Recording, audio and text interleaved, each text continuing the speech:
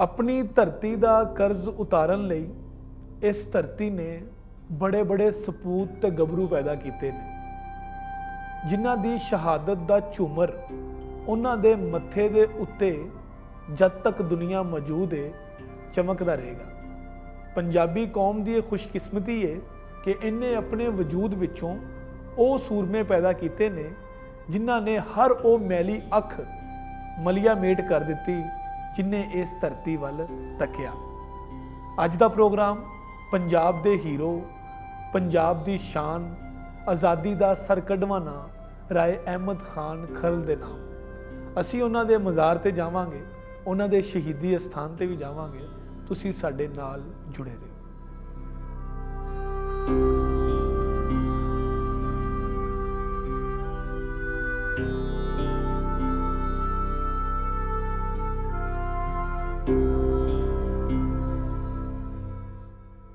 असी लेखां दे नाल लड़ गए, असी काले पानी तर गए, नहीं देनियां तैनू घोड़ियां, असी अपनी गल ते अड़ गए। असा सिर नेज़े ते चाढ़िया, असा सिर नेज़े ते चाढ़िया, असी बलदी अग विच वड़ गए। तू मुड़ मुड़ जामरा साड़िया, असी तोपां उत्ते चढ़ गए।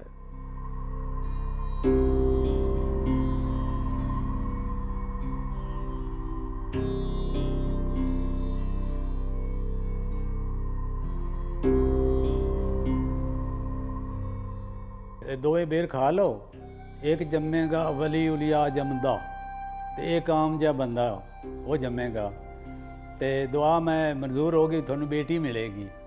जिहड़ी तुहाडी बेटी है उहदे विचों दो बेटे मिलणगे, एक वली उलिया जमदा होवेगा ते एक आम जिहा बंदा होवेगा। वो मुड़ नत्थू खां जिहड़ा अहमद खां दा वालद आ ना, उहदे घर वो आई, फतेह बीबी उहदा नाम, कमोकी जात दी है। वो जम्मे वड्डे होए, थोड़े जे निकले तो उदों जिहड़ा अहमद खान आ उन्होंने इन्हां ने दाखिल करा छड्या। इस्लामी तलीम होंदी है कि फारसी होंदी है। उस वक्त उन्होंने जिहड़ा अपना है ना उकाड़ा, उहदे विच एक पिंड है बामा लिशारी, उत्थे दरस आ, उत्थे उन्हें दाखिल कराया। वो जदों उन्होंने दीनी तलीम उन्हें दिती ना, तो वो फराफर वो पढ़ी जाए खुद ब खुद जिवें होंदा है। बचपन जो हाफिज़ कुरान हो गया, लेकिन उस पीर की दुआ है भी एक वली उलिया जमदा होएगा।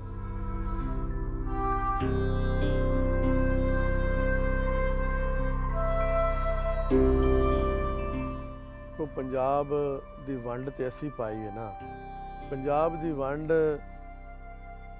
दिलों च कोई नहीं हैगी। उन्हां दा ते साडा फर्क ये कि 1947 जो पार्टीशन होया उदों पंजाब जिहड़ा है वो तकसीम हो गया। लेकिन जदों बर्रे सगीर की गल आउंदी है, इंडो पाक की गल आउंदी है, तो उदों साडा सारा एरिया एक आ। जदों रणजीत सिंह का दौर आ तो रणजीत सिंह अपना दौरा रखा सैयद वाले, उदों उन्हां सारे अमायदीन नूं बुलाया। तो रणजीत सिंह जदों पुछया भी ऐ जिहड़ा गभरू है कौन है, उन्हें दस्या भी अहमद खां खरल है, चांबरे दे रहण वाला है। तो रणजीत सिंह उठ के ते मिलिया, उस आख्या भी अहमद खां तेरे वड्डियां दा भी बड़ा जिक्र सुनिया, तेरा भी सुनिया, तो तू अज तो बाद रणजीत सिंह अपनी पग ला के अहमद खां के सिर ते रख दी। अहमद खां अपनी पग ला के रखी तो पग वाल भरा बन गया।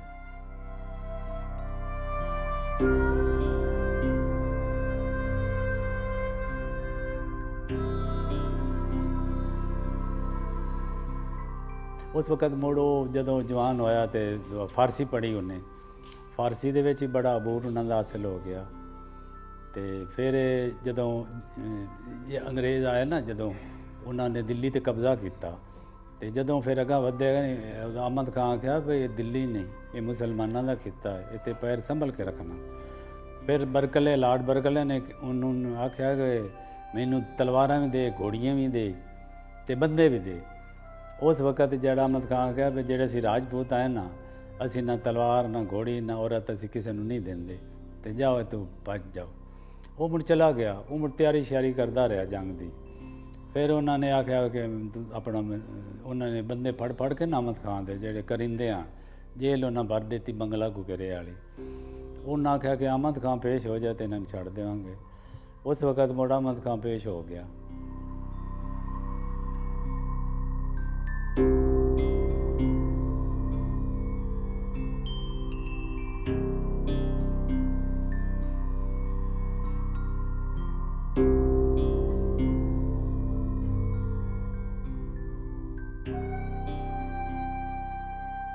ਰਾਏ ਅਹਿਮਦ ਖਾਨ ਖਰਲ ਨੇ ਅੰਗਰੇਜ਼ਾਂ ਦੇ ਖਿਲਾਫ ਯੁੱਧ ਕੀਤਾ। ਤਾਰੀਖ 'ਚ ਮਿਲਦਾ ਕਿ ਉਹਨੇ ਬਹੁਤ ਸਾਰੇ ਅੰਗਰੇਜ਼ਾਂ ਨੂੰ ਰਾਵੀ ਕਿਨਾਰੇ ਕਤਲ ਵੀ ਕੀਤਾ।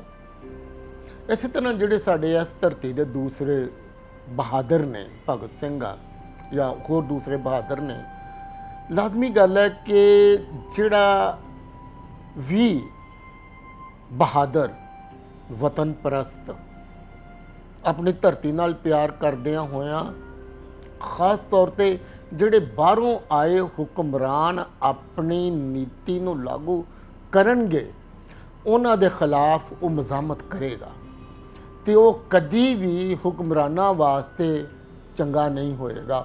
ਉਹਨੂੰ ਦਹਿਸ਼ਤਗਰਦ ਕਿਹਾ ਜਾਏਗਾ, ਉਹਨੂੰ ਬਾਗੀ ਕਿਹਾ ਜਾਏਗਾ।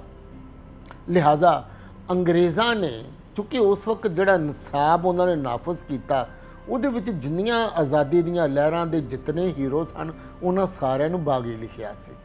ਪਾਕਿਸਤਾਨ ਬਣਿਆ, ਚਾਹੀਦਾ ਤਾਂ ਉਸ ਵਕਤ ਸੀ ਕਿ ਉਸ ਵਕਤ ਇਹ ਨਖੇੜਾ ਕਰ ਦਿੱਤਾ ਜਾਂਦਾ ਕਿ ਦੇਸ਼ ਭਗਤ ਕੌਣ ਆ ਤੇ ਬਾਗੀ ਕੌਣ ਆ। ਉਸ ਵੇਲੇ ਅੰਗਰੇਜ਼ ਰਾਜ 'ਚ ਤਾਂ ਉਹ ਸਾਰੇ ਬਾਗੀ ਸਨ ਬਕੌਲ ਅੰਗਰੇਜ਼ਾਂ ਦੇ, ਲੇਕਿਨ ਜਦੋਂ ਪਾਕਿਸਤਾਨ ਬਣਿਆ ਉਦੋਂ ਤਾਂ ਅੰਗਰੇਜ਼ ਨਹੀਂ ਸੀ, ਸਾਡੇ ਕੋਲ ਹੁਕਮਰਾਨ ਨਹੀਂ ਸੀ।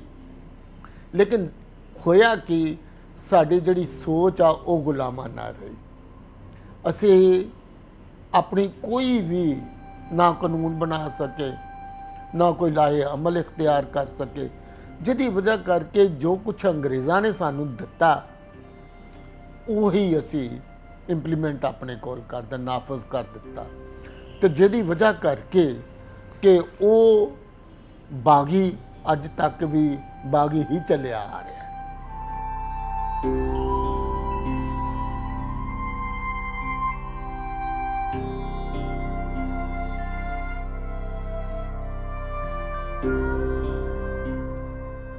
ਅਗਰ ਅਸੀਂ ਰਾਏ ਅਹਿਮਦ ਖਾਨ ਖਰਲ ਦੀ ਗੱਲ ਕਰੀਏ ਨਾ, ਤੇ ਕੋਈ ਵੀ ਹੀਰੋ ਨੇ, ਕੋਈ ਵੀ ਪੰਜਾਬ ਦਾ ਹੀਰੋ ਹੋਵੇ, ਉਹ ਆਪਣੇ ਨਾਮ ਤੋਂ ਜ਼ਿਆਦਾ ਜਿਹੜਾ ਉਹ ਆਪਣੇ ਕੰਮ ਤੋਂ ਪਹਿਚਾਨਿਆ ਜਾਂਦਾ ਹੈ। ਫਰੀडम ਆਫ ਫਾਈਟਰ ਦੀ ਜੇ ਗੱਲ ਕਰੀਏ, ਭਗਤ ਸਿੰਘ ਦੀ, ਰਾਏ ਅਹਿਮਦ ਖਾਨ ਖਰਲ ਦੀ, ਦੁੱਲੇ ਭੱਟੀ ਦੀ, ਤੇ ਮੈਂ ਅਗਰ ਮਾਰਕ ਕਰਾਂ ਤਾਂ ਮੈਂ ਰਾਏ ਅਹਿਮਦ ਖਾਨ ਖਰਲ ਨੂੰ ਮਾਰਕ ਕਰਾਂਗਾ। ਉਹਦੀ ਵਜ੍ਹਾ ਇਹ ਹੈਗੀ ਕਿ ਉਹਨਾਂ ਨੇ ਸਭ ਤੋਂ ਪਹਿਲੇ ਅੰਗਰੇਜ਼ ਸਾਮਰਾਜ ਦੇ ਖਿਲਾਫ ਜਿਹੜਾ ਝੰਡਾ ਸੀ ਬਗਾਵਤ ਦਾ, ਉਹ ਬੁਲੰਦ ਕੀਤਾ। ਉਹਨਾਂ ਨੇ ਕਿਹਾ ਨਹੀਂ ਜੀ, ਮੈਂ ਤੁਹਾਡੀਆਂ ਗੱਲਾਂ 'ਚ ਨਹੀਂ ਆਣਾ, ਮੈਨੂੰ ਜ਼ਮੀਨ ਨਹੀਂ ਚਾਹੀਦੀ, ਮੈਨੂੰ ਜਾਇਦਾਦ ਨਹੀਂ ਚਾਹੀਦੀ, ਮੈਨੂੰ ਹੁਕਮਰਾਨੀ ਨਹੀਂ ਚਾਹੀਦੀ। ਇਹ ਜ਼ਮੀਨ ਸਾਡੀ ਹੈ, ਇਸ ਜ਼ਮੀਨ ਨਾਲ ਜੁੜਤ ਸਾਡੀ ਹੈ, ਇਸ ਜ਼ਮੀਨ ਨਾਲ ਅਸੀਂ ਜੁੜੇ ਰਹਿਣਾ। ਤੁਸੀਂ ਬਾਹਰੋਂ ਆਏ ਹੋ, ਤੁਸੀਂ ਇਸਤਮਾਰੀ ਕੂਵਤਾਂ ਹੋ, ਤੁਸੀਂ ਆ ਕੇ ਸਾਡੇ ਤੇ ਮੁਸੱਲਤ ਹੋਏ ਹੋ, ਇਸ ਲਈ ਅਸੀਂ ਤੁਹਾਡੀ ਗੱਲ ਨਹੀਂ ਮੰਨਣੀ। ਜਦੋਂ ਬਰਕੱਲੇ ਨੇ ਕਿਹਾ ਨਾ ਕਿ ਸਾਨੂੰ ਘੋੜੀਆਂ ਦੇ ਦਿਓ, ਆਪਣੀਆਂ ਔਰਤਾਂ ਦੇ ਦਿਓ, ਤੇ ਉਦੋਂ ਰਾਏ ਅਹਿਮਦ ਖਾਨ ਖਰਲ ਨੇ ਜਿਹੜਾ ਹੈਗਾ ਨਾ ਇੱਕ ਤਾਰੀਖੀ ਜੁਮਲਾ ਬੋਲਿਆ ਕਿ ਅਸੀਂ ਖਾਨਦਾਨੀ ਹਾਂ, ਅਸੀਂ ਪੰਜਾਬੀ ਹਾਂ, ਅਸੀਂ ਇਸ ਪੰਜਾਬ ਦੇ ਸਪੂਤ ਹਾਂ, ਅਸੀਂ ਆਪਣੀ ਘੋੜੀਆਂ, ਤਲਵਾਰਾਂ ਤੇ ਆਪਣੀਆਂ ਔਰਤਾਂ ਗੈਰਾਂ ਨੂੰ ਨਹੀਂ ਦੇ ਦੀਆਂ ਗਈਆਂ। ਵੀ ਇੱਕ ਛੋਟੀ ਜਿਹੀ ਕੁਵਤ ਦੇ ਨਾਲ ਅੰਗਰੇਜ਼ ਨੂੰ ਕਿੰਨੀ ਦੇਰ ਵਕਤ ਪਾਈ ਰੱਖਿਆ। ਇਹ ਸੀਖ ਹੈ ਬਹੁਤ ਵੱਡੀ, ਇਹ ਅੱਜ ਦੇ ਬੱਚਿਆਂ ਵਾਸਤੇ ਬਹੁਤ ਵੱਡੀ ਸੀਖ ਹੈ ਕਿ ਕਿੱਦਾਂ ਤੁਸੀਂ ਜਿਹੜਾ ਹੈਗਾ ਉਹ ਜ਼ਾਲਮ ਦੇ ਖਿਲਾਫ, ਜਿਹੜਾ ਉਹ ਤਾਕਤਵਰ ਦੇ ਖਿਲਾਫ ਖੜੇ ਹੋਣਾ ਹੈ। ਦੇਖੋ ਦੋ ਹੀ ਇਸ ਟਾਈਮ ਅਗਰ ਕੌਮਾਂ ਕੀ ਦੇਖਿਆ ਜਾਵੇ, ਜ਼ਾਤ ਵੇਖੀ ਜਾਵੇ ਜਾਂ ਕੋਈ ਵੀ ਤਾਲੁਕ ਦੇਖਿਆ ਜਾਵੇ, ਉਹਦੇ ਵਿੱਚ ਦੋ ਹੀ ਤਰੀਕੇ ਹੁੰਦੇ ਨੇ। ਇੱਕ ਹੁੰਦਾ ਜ਼ਾਲਮ ਤੇ ਇੱਕ ਹੁੰਦਾ ਮਜ਼ਲੂਮ। ਬਸ ਜ਼ਾਲਮ ਦੇ ਖਿਲਾਫ ਜਦੋਂ ਮਜ਼ਲੂਮ ਖੜਾ ਹੁੰਦਾ ਨਾ, ਫਿਰ ਉਹ ਹੀਰੋ ਬਣਦਾ ਹੈਗਾ। ਤੇ ਰਾਏ ਅਹਿਮਦ ਖਾਨ ਖਰਲ ਨੇ ਸਾਬਤ ਕੀਤਾ ਕਿ ਇਸ ਜ਼ਮੀਨ ਦੇ ਵਿੱਚ ਐਸੇ ਐਸੇ ਹੀਰੇ ਤੇ ਐਸੇ ਐਸੇ ਗੋਰੇ ਨਾਇਬ ਪੈਦਾ ਹੋਏ ਨੇ ਜਿਨ੍ਹਾਂ ਨੂੰ ਲੋਕ ਕਿਆਮਤ ਤੱਕ ਯਾਦ ਰੱਖਣਗੇ।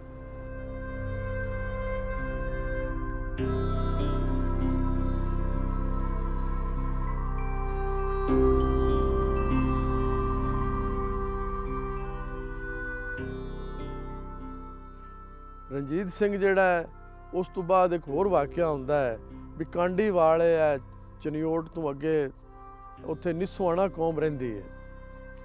ਨਿਸੋਆਣਿਆਂ ਉੱਥੇ 7 ਕਿ 8 ਗਾਵਾਂ ਜ਼ਬਾ ਕਰ ਦਿੱਤੀਆਂ। ਸਿੱਖਾਂ ਦਾ ਦੌਰ ਆ, ਜਦੋਂ ਉਹਨਾਂ ਨੂੰ ਪਤਾ ਲੱਗਾ ਤੇ ਉਹਨਾਂ ਸਾਰੇ ਪਿੰਡ ਦੇ ਜਿਹੜੇ ਇਰਦ ਗਿਰਦ ਜਿੰਨੇ ਵੀ ਹਨ ਸਨ, ਉਹਨਾਂ ਦੀ ਸ਼ਾਦੀ ਦਾ ਮੌਕਾ, ਉਹਨਾਂ ਸਾਰੇ ਉਹਨਾਂ ਦੇ ਜਵਾਨ ਬੱਚੇ ਯਾਨੀ ਕਿ ਮਰਦ ਜਿਹੜਾ ਸੀ ਉਹ ਸਾਰੇ ਉਹਨਾਂ ਕਾਮੇ ਵੀ ਫੜ ਲਏ। ਜਦੋਂ ਪਕੜੇ ਗਏ ਤਾਂ ਉਹਨਾਂ ਦੀਆਂ ਔਰਤਾਂ ਇਕੱਲੀਆਂ ਰਹਿ ਗਈਆਂ ਤੇ ਔਰਤਾਂ ਜਿਹੜੀਆਂ ਨੇ ਉਹਨਾਂ ਆਖਿਆ ਵੀ ਹੁਣ ਇੱਕੋ ਹੀ, ਉਹਨਾਂ ਨੂੰ ਕਿਸੇ ਦੱਸਿਆ ਵੀ ਹੁਣ ਇੱਕੋ ਹੀ ਰਾਹ ਰਹਿ ਗਿਆ ਹੈ ਕਿ ਤੁਸੀਂ ਅਹਿਮਦ ਖਾਂ ਖਰੜ ਨੂੰ ਲਿਆ ਕੇ ਨਾ ਤੇ ਆਪਣੇ ਬੰਦੇ ਛੁਡਾ ਸਕਦੀਆਂ ਹੋ। ਜਦੋਂ ਉਹਨਾਂ ਰੁਖ ਕੀਤਾ ਇਹਦੇ ਰਾਵੀ ਦਾ ਤੇ ਦਰਿਆਏ ਚਨਾਹ ਦਾ ਪਤਨ ਟੱਪ ਕੇ ਉਹ ਪਾਰ ਆਈਆਂ ਤੇ ਉਦੋਂ ਅਹਿਮਦ ਖਾਂ ਖਰੜ ਜਿਹੜਾ ਉਹ ਚੜਾਈ ਕੀਤੀ ਹੋਈ ਆਈ।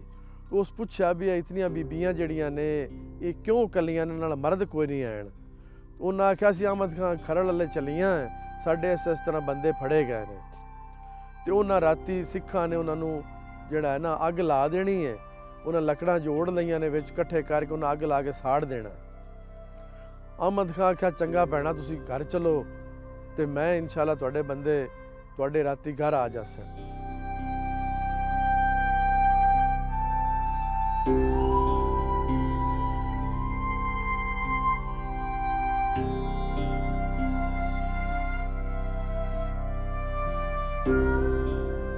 ਪਾਕਿਸਤਾਨ ਬਣਨ ਤੋਂ ਬਾਅਦ ਸਾਨੂੰ ਆਪਣੀ ਤਰਜੀਹਾਤ ਜਿਹੜੀਆਂ ਉਹਨਾਂ ਦਾ ਤਯਨ ਕਰਨਾ ਚਾਹੀਦਾ ਸੀ ਕਿ ਸਾਡੇ ਹੀਰੋ ਧਰਤੀ ਦੇ ਨਾਲ ਜਿਨ੍ਹਾਂ ਦਾ ਤਲਕ ਹੈ ਉਹ ਨੇ ਕਿ ਜਾਂ ਜਿਨ੍ਹਾਂ ਨੇ ਬਾਹਰੋਂ ਆ ਕੇ ਸਾਡੇ ਤੇ ਹੁਕਮਰਾਨੀ ਕੀਤੀ ਕਿ ਉਹ ਨੇ। ਬਦਕਿਸਮਤੀ ਦੇ ਨਾਲ ਅਸੀਂ ਉਹ ਤਯਨ ਜਾਂ ਉਹ ਨਖੇੜਾ ਨਹੀਂ ਕਰ ਸਕੇ। ਕਿਤੇ ਸਾਡੇ ਦਿਲ ਦੇ ਵਿੱਚ ਜਿਹੜੇ ਧਰਤੀ ਵਾਸੀ ਸਨ ਜਿਨ੍ਹਾਂ ਦਾ ਤਲਕ ਖਾਸ ਤੌਰ ਤੇ ਪੰਜਾਬ ਦੇ ਨਾਲ ਸੀ, ਉਹਨਾਂ ਵਾਸਤੇ ਥੋੜੀ ਜਿਹੀ ਹਮਦਰਦੀ ਹੈਗੀ ਆ ਤੇ ਸਿਰਫ ਅਸੀਂ ਤਸਕਰਿਆਂ 'ਚ ਉਹਨਾਂ ਦਾ ਜ਼ਿਕਰ ਕਰਦੇ ਹਾਂ। ਅਮਲੀ ਤੌਰ ਤੇ ਅਸੀਂ ਉਹਨਾਂ ਨੂੰ ਅੱਜ ਵੀ ਉਹ ਥਾਂ ਉਹ ਅਹਿਮੀਅਤ ਨਹੀਂ ਦਿੰਦੇ ਕਿ ਜਿੰਨੀਆਂ ਕਿ ਉਹਨਾਂ ਨੇ ਦੇਸ਼ ਨੂੰ ਆਜ਼ਾਦ ਕਰਾਉਣ ਵਾਸਤੇ ਕੁਰਬਾਨੀਆਂ ਦਿੱਤੀਆਂ। ਬਾਕੀ ਤੇਰੇ ਬੇਟੇ ਕੁਐਸਚਨ ਦਾ ਦੂਸਰਾ ਹਿੱਸਾ ਕਿ ਇਹਨਾਂ ਵਾਸਤੇ ਕੀ ਕਰਨਾ ਚਾਹੀਦਾ। ਪਹਿਲੀ ਤਾਂ ਗੱਲ ਹੈ ਕਿ ਮੈਂ ਇਸ ਹੱਕ 'ਚ ਨਹੀਂ ਹਾਂ ਕਿ ਅੱਜ ਉਹਨਾਂ ਦੇ ਬਾਰੇ ਲਿਖਿਆ ਜਾਵੇ। ਉਹਦੀ ਬੁਨਿਆਦੀ ਵਜ੍ਹਾ ਕਿ ਸਾਡੇ ਹਾਂ ਦਾ ਜਿਹੜਾ ਹੁਣ ਸਿਸਟਮ ਬਣ ਗਿਆ ਕਿ ਪੜ੍ਹਨ ਨਾਲੋਂ ਅਸੀਂ ਕੋਈ ਚੀਜ਼ ਦੇਖਣੀ ਜ਼ਿਆਦਾ ਪਸੰਦ ਕਰਦੇ ਹਾਂ। ਲਿਹਾਜ਼ਾ ਇਹਦੇ ਵਾਸਤੇ ਸਾਨੂੰ ਜਿਹੜਾ ਇਲੈਕਟ੍ਰੋਨਿਕ ਮੀਡੀਆ ਉਹਦਾ ਸਿਰਫ ਸਹਾਰਾ ਨਹੀਂ ਭਰਪੂਰ ਉਹਦੀ ਵਰਤੋਂ ਕਰਨੀ ਚਾਹੀਦੀ ਆ। ਦੇਖੋ ਰਾਏ ਸਾਹਿਬ ਦੀ ਬਰਸੀ ਦੇ ਉਸ ਦਿਹਾੜ ਨੂੰ ਮਨਾ ਲੈਣਾ ਕਾਫੀ ਨਹੀਂ ਹੈਗਾ। ਅਗਰ ਉਹਨਾਂ ਨੂੰ ਟ੍ਰਿਬਿਊਟ ਪੇਸ਼ ਕਰਨਾ ਵਾ ਤੇ ਸਭ ਤੋਂ ਪਹਿਲਾਂ ਸਾਨੂੰ ਉਹਨਾਂ ਦੀ ਜ਼ਾਤ ਨੂੰ ਪਰਖਣਾ ਪੈਣਾ। ਸਾਨੂੰ ਪਤਾ ਹੋਣਾ ਚਾਹੀਦਾ ਹੈ ਕਿ ਉਹ ਕਿੱਡਾ ਵੱਡਾ ਕਿਰਦਾਰ ਸੀ, ਉਹਨਾਂ ਦਾ ਕੱਦ ਕਿੱਡਾ ਉੱਚਾ ਸੀ। ਉਹਨਾਂ ਨੇ ਨਾ ਸਿਰਫ ਇਸ ਜ਼ਮੀਨ ਦੀ ਬਕਾ ਵਾਸਤੇ ਲੜਾਈ ਕੀਤੀ ਬਲਕਿ ਪੰਜਾਬ ਦੇ ਲੋਕਾਂ ਦੀ ਤਰਜਮਾਨੀ ਵੀ ਕੀਤੀ। ਦੱਸਿਆ ਕਿ ਪੰਜਾਬ ਦੇ ਲੋਕ ਸਿਰਫ ਜਿਹੜੇ ਉਹ ਲਿਖਾਰੀ ਜਾਂ ਫਿਕਰ ਕਰਨ ਵਾਲੇ ਨਹੀਂ ਹੈਗੇ, ਲੋੜ ਪੈਣ ਤੇ ਉਹ ਜੰਗਜੂ ਵੀ ਹੈਗੇ ਨੇ। ਉਹਨਾਂ ਦੇ ਹੱਥ 'ਚ ਤਲਵਾਰ ਆ ਜਾਏ ਨਾ ਫਿਰ ਉਹ ਬੜੇ ਬੜੇ ਸੂਰਮੇ ਸੁੱਟ ਵੀ ਦਿੰਦੇ ਨੇ। ਮੈਂ ਤੇ ਇਹ ਕਹਿੰਦਾ ਕਿ ਸਿਰਫ ਨਸਾਬ ਨਹੀਂ ਬਲਕਿ ਇਹਨਾਂ ਉੱਪਰ ਫੀਚਰ ਫਿਲਮ ਬਣਨੀਆਂ ਚਾਹੀਦੀਆਂ।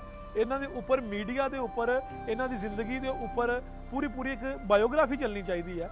ਜਗ੍ਹਾ ਜਗ੍ਹਾ ਚੌਂਕ 'ਚ ਉਹਨਾਂ ਨੂੰ ਮੁਜੱਸਮੇ ਲੱਗਣੇ ਚਾਹੀਦੇ ਨੇ ਤਾਂ ਕਿ ਬੱਚੇ ਦੇਖਣ। ਕਮ ਸੇ ਕਮ ਸਾਡੇ ਬੱਚੇ ਜਿਹੜੇ ਸਵਾਲ ਤੇ ਕਰ ਸਕਣ ਨਾ ਕਿ ਅੱਬਾ ਜੀ ਇਹ ਕਿਹਦਾ ਮੁਜੱਸਮਾ ਹੈਗਾ, ਜਾਂ ਆਪਣੇ ਸਾਡੇ ਵੱਡਿਆਂ ਕੋਲ ਪੁੱਛ ਸਕਣਗੇ ਕੌਣ ਹੈ। ਫਿਰ ਦੱਸਿਆ ਜਾਵੇ ਕਿ ਰਾਏ ਅਹਿਮਦ ਖਾਨ ਖਰਲ ਹੈ, ਇਹ ਦੁੱਲਾ ਭੱਟੀ ਹੈ, ਇਹ ਭਗਤ ਸਿੰਘ ਹੈ, ਠੀਕ ਹੈ, ਰਿਆਜ਼ ਫਤਿਆਨਾ ਹੈ। ਇਹ ਦੱਸਿਆ ਜਾਵੇ ਇਹਨਾਂ ਕਿਰਦਾਰਾਂ ਦੇ ਬਾਰੇ ਕਿ ਕਿਰਦਾਰ ਕੌਣ ਸੀ। ਇਸ ਵਕਤ ਜਿਹੜੀ ਸਭ ਤੋਂ ਵੱਡੀ ਜ਼ਰੂਰਤ ਹੈਗੀ ਨਾ ਉਹ ਇਹ ਚੀਜ਼ ਹੈਗੀ ਹੈ ਕਿ ਅਸੀਂ ਆਪਣੇ ਆਉਣ ਵਾਲੀ ਨਸਲ ਨੂੰ, ਆਪਣੀ ਯੂਥ ਨੂੰ, ਪੰਜਾਬ ਦੇ ਜਿਹੜੇ ਨੌਜਵਾਨ ਹੈਗੇ ਉਹਨਾਂ ਨੂੰ ਇਹ ਦਸੀਏ ਕਿ ਸਾਡੇ ਹੀਰੋ ਸਿਰਫ ਇਸ ਵਜ੍ਹਾ ਤੋਂ ਹੀਰੋ ਨਹੀਂ ਸੀ ਹੈਗੇ ਕਿ ਉਹਨਾਂ ਦੇ ਨਾਮ ਦੇ ਨਾਲ ਹੀਰੋ ਲੱਗਦਾ ਹੈ, ਬਲਕਿ ਉਹ ਇਸ ਵਜ੍ਹਾ ਤੋਂ ਹੀਰੋ ਨੇ ਕਿ ਉਹਨਾਂ ਨੇ ਕੰਮ ਕੀਤਾ ਹੈਗਾ। ਉਹਨਾਂ ਨੇ ਦੱਸਿਆ ਹੈਗਾ ਕਿ ਅਸਲ ਚੀਜ਼ ਕੀ ਹੁੰਦੀ ਹੈਗੀ ਹੈ, ਅਸਲ ਜਿਹੜੀ ਬਕਾ ਦੀ ਜੰਗ ਉਹ ਕੀ ਹੁੰਦੀ ਹੈਗੀ ਹੈ। ਤੇ ਰਾਏ ਅਹਿਮਦ ਖਾਨ ਖਰਲ ਨੂੰ ਅਸੀਂ ਸਲੂਟ ਪੇਸ਼ ਕਰਦੇ ਹਾਂ, ਸਲਾਮ ਪੇਸ਼ ਕਰਦੇ ਹਾਂ ਕਿ ਅੱਜ ਤਕਰੀਬਨ 100-200 ਸਾਲ ਬਾਅਦ ਵੀ ਉਹਨਾਂ ਦਾ ਨਾਮ ਜਿਹੜਾ ਹੈਗਾ ਉਸੇ ਤਰ੍ਹਾਂ ਚਮਕ ਰਿਹਾ ਹੈ। ਲੇਕਿਨ ਉਹਨੂੰ ਮਿਟਾਉਣ ਵਾਲੇ, ਉਹਨਾਂ ਦੀ ਗਰਦਨ ਉਤਾਰਨ ਵਾਲੇ, ਉਹਨਾਂ ਦੇ ਖਿਲਾਫ ਲੜਨ ਵਾਲੇ, ਉਹਨਾਂ ਦੇ ਖਿਲਾਫ ਸਾਜ਼ਿਸ਼ਾਂ ਕਰਨ ਵਾਲੇ ਗੱਦਾਰ ਜਿਹੜੇ ਹੈਗੇ ਉਹਨਾਂ ਨੂੰ ਕੋਈ ਨਹੀਂ ਜਾਣਦਾ।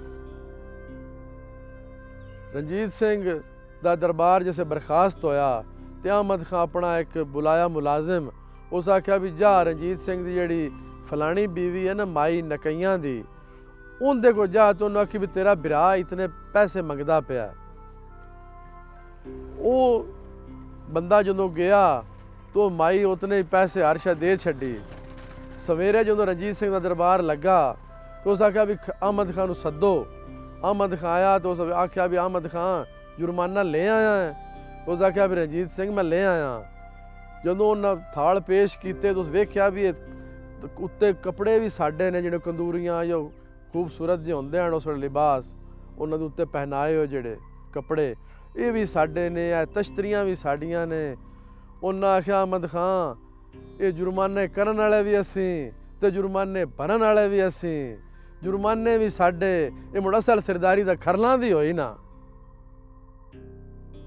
ਮਸਲਨ ਛੋਟੇ ਬੱਚੇ ਜਿਨ੍ਹਾਂ ਨੂੰ ਮੈਂ ਕਹਾਂਗਾ ਸਕੂਲ ਲੈਵਲ ਦੇ ਬੱਚੇ ਨੇ ਜਾਂ 10ਵੀਂ ਤੱਕ ਕਲਾਸ ਦੇ ਬੱਚੇ ਨੇ, ਉਹਨਾਂ ਵਾਸਤੇ ਜਿਤਨੇ ਸਾਡੇ ਬਹਾਦਰ ਨੇ ਉਹਨਾਂ ਦੀ ਛੋਟੇ ਛੋਟੇ ਡਰਾਮੇ ਸਕੂਲਾਂ ਦੇ ਵਿੱਚ ਜਿਹੜਾ ਉਹਨਾਂ ਨੂੰ ਆਰਗੇਨਾਈਜ਼ ਕਰਨਾ ਚਾਹੀਦਾ, ਉਹਨਾਂ ਨੂੰ ਖੇਡਣਾ ਚਾਹੀਦਾ, ਜਿਹਦੇ ਵਿੱਚ ਕਲਾਸ ਦੇ ਜਾਂ ਸਕੂਲ ਦੇ ਬੱਚੇ ਹੀ ਭਾਗ ਲੈਣ ਤੇ ਉਹਨਾਂ ਨੂੰ ਵੀ ਪਤਾ ਲੱਗ ਸਕੇ ਕਿ ਸਾਡੇ ਹੀਰੋ ਕਿਹੜੇ ਨੇ।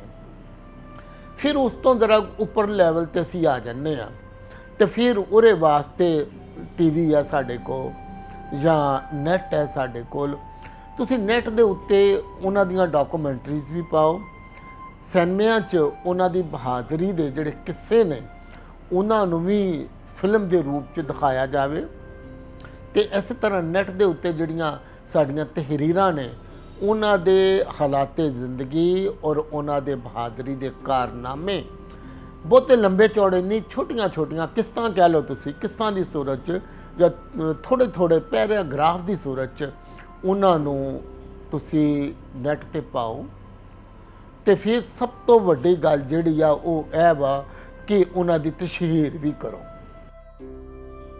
ਉਦੋਂ ਅਹਿਮਦ ਖਾਨ ਨੇ ਬੰਦੇ ਬੁੰਦੇ ਆਪਦੇ ਜਿਹੜੇ ਜੋੜ ਜਾੜ ਕੇ ਹਮਲਾ ਕੀਤਾ ਪੈੜਾ। ਉਹਦੇ ਵਿੱਚ ਜਿਹੜਾ ਪੀਜੇ ਫੈਗਨ ਹੈ ਉਸ ਵਕਤ ਉਹਨੇ 1898 'ਚ ਕਿਤਾਬ ਲਿਖੀ ਗਜ਼ਟੀਅਰ ਸਾਹਿਬਾਲ। ਉਹਦੇ ਪਿੱਛੇ ਮੈਂ 4-5 ਸਾਲ ਰੁਲਿਆ, ਮੈਨੂੰ ਦਿੰਦਾ ਨਹੀਂ ਸੀ। ਉਹਦੇ ਵਰਕੇ ਜਿਹੜੇ ਬੜੇ ਕਮਜ਼ੋਰ ਹਨ। ਫਿਰ ਮੈਂ ਵੀ ਨਹੀਂ ਪਿੱਛੇ ਛੱਡਿਆ, ਉਹ ਸਾਹਿਬਾਲ ਦੇ ਕਰੀਬ ਹੀ ਹੁੰਦਾ ਪਿੰਡ ਆ। ਫਿਰ ਉਹਦੇ ਕੋਲ ਜਿਹੜਾ ਉਹ ਕਿਤਾਬ ਦੇ ਆਣ ਉਹ ਤੋਂ ਮੈਂ ਉਰਦੂ ਤਰਜਮਾ ਕਰਾਇਆ। ਉਹ ਕਿਤਾਬ ਤਾਂ ਬਹੁਤ ਮੋਟੀ, ਕਲਚਰ ਤੇ ਸਾਰਾ ਉਹਦਾ ਲਿਬਾਸ ਲਿਖਿਆ, ਲੇਕਿਨ ਜਿੱਥੋਂ ਅਹਿਮਦ ਖਾਨ ਦੀ ਸ਼ਹੀਦ ਹਿਸਟਰੀ ਹੁੰਦੀ ਨਾ ਉੱਥੋਂ ਲੈ ਕੇ ਜੇ ਕਾਲੇ ਪਾਣੀ ਤੱਕ ਉਹਦੇ ਵਿੱਚ ਉਹ ਹਿਸਟਰੀ ਹੈ। ਤੇ ਉਸ ਵਕਤ ਮੁੜ ਬੰਦੇ ਜਦੋਂ ਜੰਗ ਹੋਈ ਹੈ ਨਾ, ਜੇਲ੍ਹ ਤੋੜੀ, ਉਸ ਵਕਤ ਅੰਗਰੇਜ਼ ਪੀਜੇ ਫੈਗਨ ਲਿਖਦਾ ਹੈ ਕਿ ਸਾਡੇ ਬੰਦੇ ਜਿਹੜੇ ਹਨ 135 ਮਰੀਜੇ ਤੇ ਅਹਿਮਦ ਖਾਨ ਦੇ 14 ਬੰਦੇ ਮਰੇ, ਲੇਕਿਨ ਬੰਦੇ ਫਿਰ ਵੀ ਉਹ ਕੱਢ ਕੇ ਲਾਇਆ ਗਿਆ।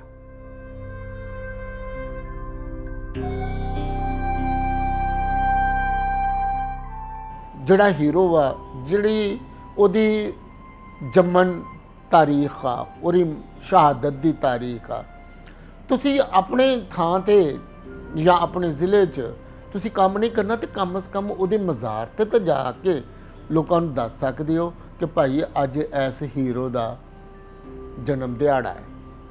ਆਪਣੇ ਬੱਚਿਆਂ ਵਾਸਤੇ ਤਾਂ ਅਸੀਂ ਬੜੇ ਸਾਲਗਿਰਾ ਦੇ ਕੇਕ ਕੱਟਦੇ ਹਾਂ।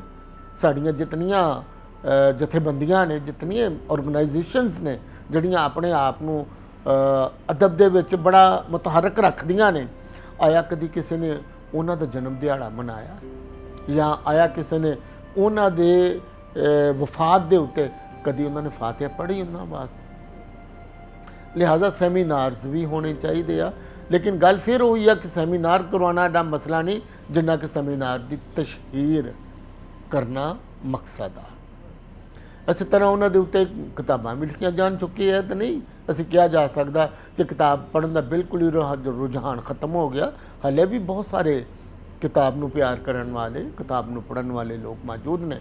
ਅਗਰ ਨਾਮ ਹੀ ਹੋਣ, ਮੈਂ ਇੱਕ ਗੱਲ ਜਾਣਨਾ ਕਿ ਨਾਮ ਹੀ ਹੋਣ, ਤੁਸੀਂ ਕਮ ਸੇ ਕਮ ਉਹ ਕਿਤਾਬਾਂ ਤੁਹਾਡੀਆਂ ਲਾਇਬ੍ਰੇਰੀ 'ਚ ਹੋਣਗੀਆਂ, ਆਉਣ ਵਾਲੇ ਕਿਸੇ ਵੀ ਰਿਸਰਚਰ ਨੂੰ ਉਹਨਾਂ ਦੇ ਬਾਰੇ ਜਾਣਕਾਰੀ ਲੈਣ ਵਾਸਤੇ ਕਿਤਾਬਾਂ ਦੀ ਹੀ ਜ਼ਰੂਰਤ ਪੈਣੀ ਹੈ, ਕਿਉਂਕਿ ਉਦੋਂ ਤੱਕ ਸਾਡੀ ਨਵੀਂ ਪੀੜ੍ਹੀ ਉਹਨਾਂ ਬਾਰੇ ਤਾਂ ਕੁਝ ਨਹੀਂ ਜਾਣਦੀ ਹੋਵੇਗੀ, ਕਿਉਂਕਿ ਅਸੀਂ ਉਹਨਾਂ ਨੂੰ ਜਾਣਕਾਰੀ ਦੇਣ ਦਾ ਕੋਈ ਉਪਰਾਲਾ ਹੀ ਨਹੀਂ ਕੀਤਾ।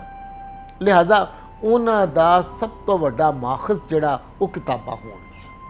ਕਿਤਾਬਾਂ ਨੂੰ ਮੈਂ ਤੀਜੇ ਨੰਬਰ 'ਤੇ ਰੱਖਾਂਗਾ, ਲੇਕਿਨ ਲਾਜ਼ਮੀ ਗੱਲ ਹੈ ਕਿ ਉਹਦਾ ਪਹਿਲਾ ਨੰਬਰ ਹੀ ਬਣਦਾ ਕਿਤਾਬਾਂ ਦਾ। ਇਸ ਤਰ੍ਹਾਂ ਕਿ ਪਹਿਲੇ ਤੁਸੀਂ ਲਿਖੋਗੇ ਤਾਂ ਡਰਾਮਾ ਹੋਏਗਾ, ਪਹਿਲੇ ਤੁਸੀਂ ਕੁਝ ਲਿਖੋਗੇ ਤਾਂ ਫਿਲਮ ਦੀ ਸਟੋਰੀ ਬਣੇਗੀ। ਲਿਹਾਜ਼ਾ ਲਿਖਣਾ ਜ਼ਰੂਰੀ ਆ ਉਹਨਾਂ ਵਾਸਤੇ। ਫਿਰ ਉਸ ਲਿਖਾਈ ਦੀ ਜਿਹੜੀ ਪ੍ਰੈਜੈਂਟੇਸ਼ਨ ਆ ਆਵਾਮ ਦੇ ਵਿੱਚ, ਉਹਦੇ ਵਾਸਤੇ ਸਾਨੂੰ ਜਦੀਦ ਦੌਰ 'ਚ ਜਿਤਨੇ ਵੀ ਤਰੀਕੇ ਨੇ ਉਹਨਾਂ ਨੂੰ ਅਡਾਪਟ ਕਰਨਾ ਪਵੇਗਾ ਤੇ ਫਿਰ ਹੀ ਅਸੀਂ ਆਪਣੀ ਧਰਤੀ ਦੇ ਇਹਨਾਂ ਬਹਾਦਰਾਂ ਦੀ ਬਹਾਦਰੀ ਨੂੰ ਲੋਕਾਂ ਦੇ ਸਾਹਮਣੇ ਲਿਆ ਸਕਾਂਗੇ।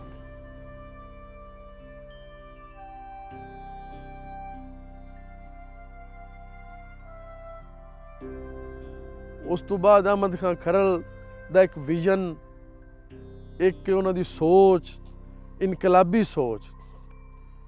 ਜਦੋਂ ਉਹਨਾਂ ਨੂੰ ਅੰਗਰੇਜ਼ ਲਾਲਚ ਦਿੱਤਾ, ਉਹਨਾਂ ਆਖਿਆ ਵੀ ਮੁਲਤਾਨ ਤੋਂ ਲੈ ਕੇ ਲਾਹੌਰ ਤਾਈਂ ਘੋੜਾ ਭਜਾ ਲਾ, ਜਿਹੜੀ ਜਗੀਰ ਵੜ ਲਵੇਂ ਉਹ ਤੇਰੀ।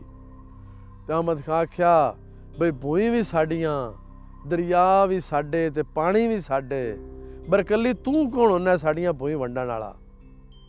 ਉਹਨਾਂ ਲਾਲਚ ਨਹੀਂ ਕੀਤਾ, ਉਹਨਾਂ ਕਿਸੇ ਸ਼ੈ ਦਾ ਲਾਲਚ ਨਹੀਂ ਕੀਤਾ ਤੇ ਉਹਨਾਂ ਜਾਮੇ ਸ਼ਹਾਦਤ ਨੋਸ਼ ਕੀਤਾ। ਇਹ ਬੜੀ ਵੱਡੀ ਗੱਲ ਹੈ ਔਰ ਅੱਜ ਦੀ ਨੌਜਵਾਨ ਨਸਲ ਵਾਸਤੇ ਇੱਕ ਪੈਗਾਮ ਹੈ ਕਿ ਆਪਣਾ ਜ਼ਮੀਰ ਨਾ ਵੇਚੋ, ਆਪਣੇ ਆਪ ਨੂੰ ਮੁਸ਼ਕਿਲ 'ਚ ਪਾ ਲਓ, ਮੁਸੀਬਤ 'ਚ ਪਾ ਲਓ, ਲੇਕਿਨ ਆਪਣਾ ਜਿਹੜਾ ਜ਼ਮੀਰ ਹੈ ਉਹਨੂੰ ਸਲਾਮਤ ਰੱਖੋ, ਆਪਣੀ ਇੱਜ਼ਤ ਜਿਹੜੀ ਉਹਨੂੰ ਬਚਾ ਲਓ। ਬਾਕੀ ਫਿਰ ਸਾਰੀਆਂ ਗੱਲਾਂ ਰੱਬ ਕੋਲ ਨੇ, ਉਹ ਰੱਬ ਜਾਣੇ ਤੇ ਰੱਬ ਦਾ ਰਸੂਲ ਜਾਣੇ।